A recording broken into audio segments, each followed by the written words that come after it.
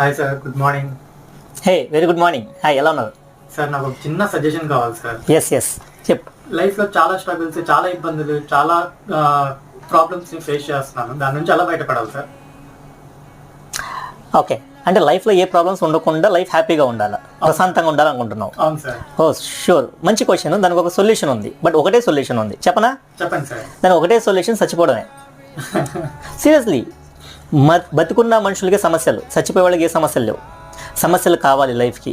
నువ్వు ఎప్పుడైనా బీచ్ దగ్గరికి వెళ్ళావా? వెళ్ళాను సార్. సముద్రంలో నీకు బాగా నచ్చేది ఏంటి? Waves sir. వేవ్స్.